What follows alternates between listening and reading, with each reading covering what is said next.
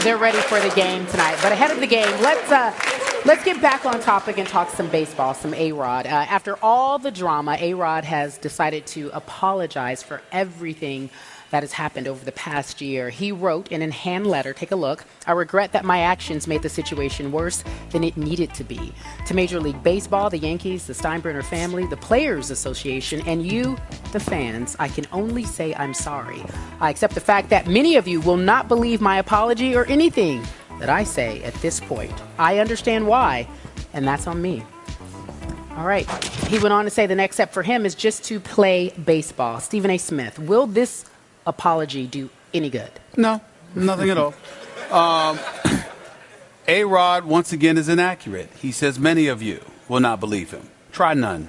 There isn't a soul with any sense of intelligence that would believe a word that comes out of the mouth of this serial liar. That is what he has been called in numerous articles. It is as accurate as they come. He has lied to everybody. He has thrown people under the bus, including friends whose support he purposely garnered, only to turn around and literally leave them to the wolves on his own, all because he was trying to hide and disguise, his unsavory behavior. Skip Bayless, in an entirely different way, a legitimate argument can be made that Alex Rodriguez is baseball's equivalent of Tiger Woods. You were so concerned with your image that you lived a lie and ultimately got busted. And because of it, not only did your character and your reputation disintegrate, with it, so did your game. And that is the case with Alex Rodriguez. This man has not batted .290 since 2008. He has not registered 65 RBIs, or at least 65 RBIs and 20 home runs in the season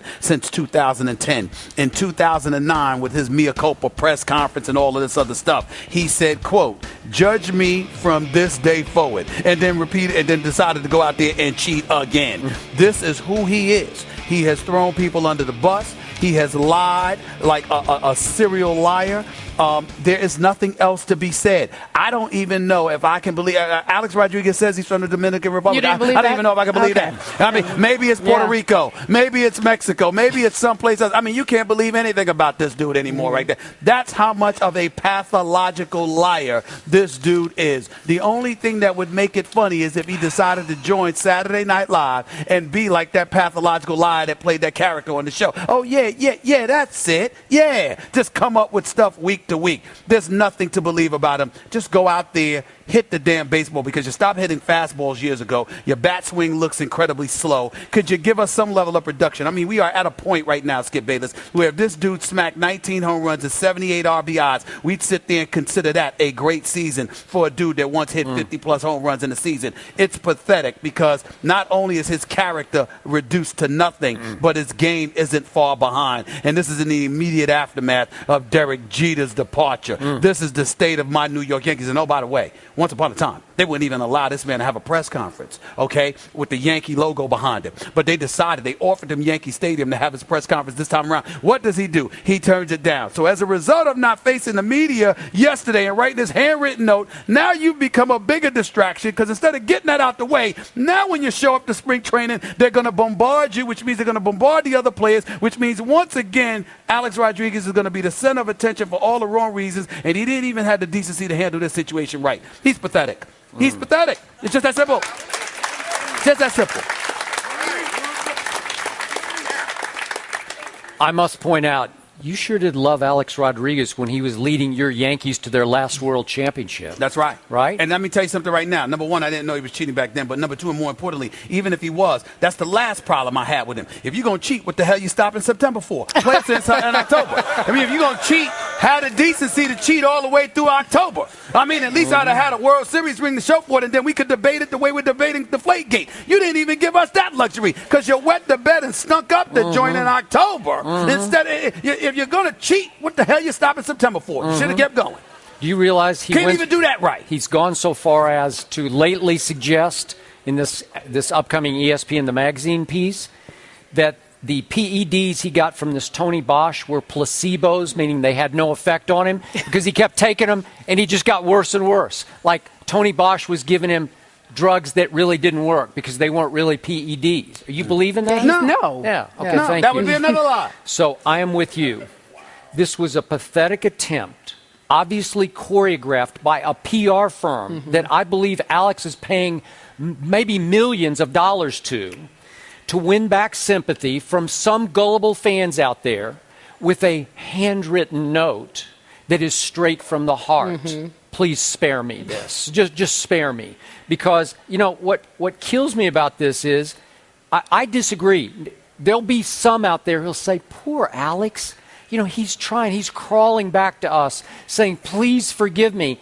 After he crawled back to you in 2009, before that championship run, and before your Yankees were foolish enough to buy his apology the first time and give him the contract, which will now pay him for 2 more years, $61 million at ages, 40, 41, and all the way up to 42. That was your Yankees brass giving him that deal because they bought his previous apology in 2009. Got to keep in mind, Skip Bayless, the reason why I could respectfully disagree with you in regards to people stepping back in to support him.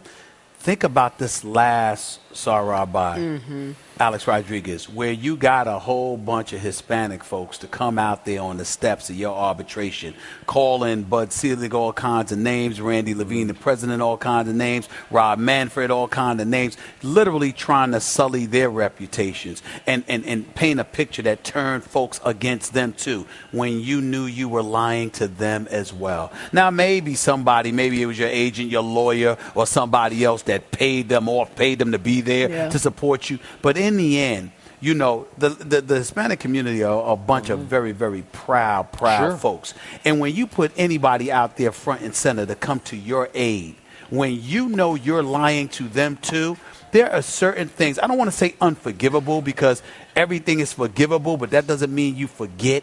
And sometimes you just don't want to have anything to do with people. And I think the biggest thing that's going to happen to Alex Rodriguez is that he's going to be standing all alone. In the end, you know, you really don't want anything to do with him. You're not saying that he's the most terrible dude in the world because you don't know that. When I've met him and talked to him, he seems like a relatively nice guy. But the perpetual lying that has taken place, I'm serious right now. I think his birth certificate should be checked to see if his name is really Alex Rodriguez. That's how much he's lied. I don't even trust that that's his name.